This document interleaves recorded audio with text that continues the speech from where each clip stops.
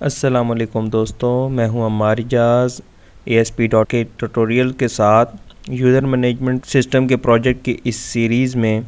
Last time हमने सीखा था सेशन के बारे में, हमने कंप्लीट सीख लिया था और अब हम जो है अपने बढ़ते हैं नेक्स्ट लेक्चर की जानिब।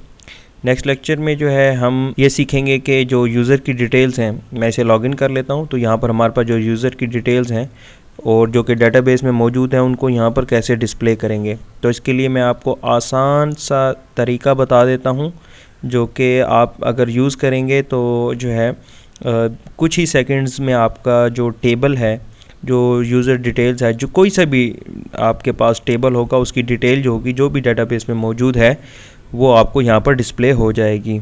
तो उसके लिए क्या करना होगा, उसके लिए आपके पास विजुअल स्टूडियो में जाएंगे। विजुअल स्टूडियो में जाने के बाद आपने यहाँ पर सर्वर एक्सप्लोरर में जाना है और ये आपका टेबल है। जस्ट आपने इस टेबल को जो है ड्रैग करना है। यहाँ से मैंने इसे ड्रैग कर रहा हूँ, यहाँ पर आप इसे ड्रैग कर दें। मैं इसे छोड़ देता हूँ। ये कुछ सेकंड्स लेगा, 4 से 5 सेकंड्स, या अगर आपका सिस्टम ज़्यादा स्लो है तो ये 10 सेकंड्स तक भी लेगा। और जैसे ही मैंने ड्रैग किया तो यहाँ पर हमारे पास दो चीज़ें हुई हैं। एक हमारे पास यहाँ पर नीचे आप देख सकते हैं कि SQL डाटा सोर्स ऐड हुआ है।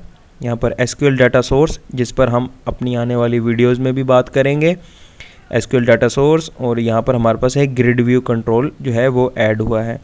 और इस ग्रिड व्यू कंट्रोल के साथ हमारे पास जो है डाटा बाइंडिंग के जो है कुछ उसके ऑपरेशंस जो हैं, फंक्शनैलिटीज़ जो हैं, वो हमें मिल गई हैं। यहाँ पर आप इनेबल एडिटिंग डिलीटिंग जो है उसको इनेबल कर दें तो डिलीट का बटन जो है वो ऐड हो जाएगा आपके पास। इनेबल एडिटिंग करेंगे तो आपके पास जो है एडिट का बटन जो है वो भी इनेबल हो जाएगा आपके पास। इनेबल सॉर्टिंग करेंगे तो आपके पास यहाँ पर जो नाम है आपके पास, ये जो नाम है आपके, वही नाम है जो कि टेबल के जो आपने टेबल क्रिएट किया है उसके कॉलम्स के नाम जो आपने रखे हैं, वही नाम यहाँ से ड्रैग होके जो है आए हैं।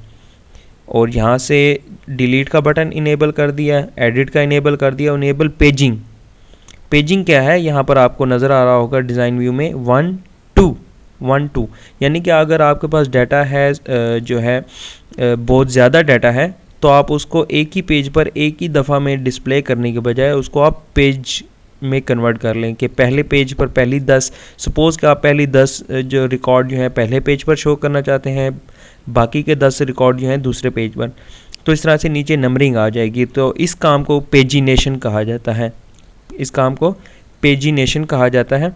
और ये डिफरेंट तरीके से डिफरेंट प्रोग्रामिंग लैंग्वेजेस जो हैं इसे सपोर्ट करती हैं। और इनेबल सिलेक्शन, जैसे ही इनेबल सिलेक्शन करेंगे तो आप यहाँ पर एक और बटन ऐड हो जाएगा सेलेक्ट का। तो इसको जैसे ही सिलेक्ट करेंगे तो आपको वो पूरी रो को सिलेक्ट करने की फैसिलिटी भी मिल जाएगी। तो यहाँ पर आपको बहुत ज़्यादा जो है कंट्रोल्स मिल रहे हैं। अगर मैं इसको, यहाँ पर एक ऑटो फॉर्मेट है, आप इसकी जो है फॉर्मेटिंग कर सकते हैं। जैसे कि मैं ऑटो फॉर्मेट करता हूँ और ब्राउन शुगर इसे सेलेक्ट करता हूँ, तो आप इसकी डिज़ाइनिंग भी जो है वो आपको मिल गई है। और मैं ओके कर देता हूँ। यहाँ पर आपको कोई डिज़ाइन भी मिल गया है। और यहाँ पर आप जो है कॉन्फ़िगर डाटा सोर्स, अगर आप किसी डाटा सोर्स के साथ बाइंड करना चाहते हैं, जबकि ये जब हमने ड्रैग किया है तो हमें डाटा सोर्स के साथ बाइंड करने की ज़रूरत नहीं है, चूँकि वो बाय डिफ़ॉल्ट ही वो इस SQL डाटा सोर्स के साथ बाइंड हो गया है। अगर जो है ये ग्रिड व्यू बाइंड ना होता तो हमें मैन्युअली ख़ुद से जो है एक डाटा सोर्स क्रिएट करना पड़ता। तो बहरहाल अभी के लिए इतना ही। इंशाल्लाह फिर कभी ग्रिड व्यू और SQL डाटा सोर्स पर हम बात करेंगे, बहुत डिटेल में जाएंगे। तो इंशाल्लाह इसको सबसे पहले इसे रन करके देख लेते हैं हम यहाँ पर कि क्या होगा। Ctrl+Shift+W। तो रन करने से पहले हमें लॉगिन करना होगा। मैं लॉगिन कर लेता हूँ। लॉगिन करने के बाद यहाँ पर हमारे पास वो जो टेबल है वो डिस्प्ले हो चुका है। तो अगर हम इसको, यहाँ पर हमारे पास पहला रिकॉर्ड है, मैं इसको डिलीट करता हूँ। डिलीट के बटन पर क्लिक किया तो पहला रिकॉर्ड जो है वो डिलीट हो गया। और मैं अब अगर यहाँ पर विजुअल स्टूडियो में जाऊँगा और यहाँ पर हमारे पास यूजर्स डाटा है, मैं इसको रिफ़्रेश करता हूँ तो हमारे पास पहला रिकॉर्ड जो है वो डिलीट हो चुका है। इसी तरह मैं यहाँ से दूसरा रिकॉर्ड डिलीट करूँगा, डिलीट, तो यहाँ से रिकॉर्ड डिलीट हो गया। और यहाँ से भी रिफ़्रेश करेंगे तो यहाँ से भी रिकॉर्ड डिलीट हो चुका है। तो ये हमारे पास बहुत ही इंतहाई सिंपल और आसान जो है वो तरीका है। अगर हम यहाँ पर एडिटिंग करते हैं, सपोज़ कि यहाँ पर एडिट किया और हुज़ैफ़ा इजाज़ की जगह पे एज जो है उसकी 28 कर देते हैं, 28 एज है, और यहाँ पर अपडेट का ऑप्शन, यहाँ पर अपडेट का ऑप्शन आ रहा है, इसे अपडेट कर देते हैं। तो अपडेट किया तो 28 आ गया। अगर यही चेंजिंग आप अगर डेटाबेस में देखेंगे, रिफ़्रेश करेंगे, तो हुज़ैफ़ा और उसकी एज जो है वो 28 है। तो इस तरह से आप एडिट भी कर सकते हैं। इसके मज़ीद बहुत ज़्यादा कंट्रोल्स हैं जिन पर हम इंशाल्लाह बाद में बात करेंगे।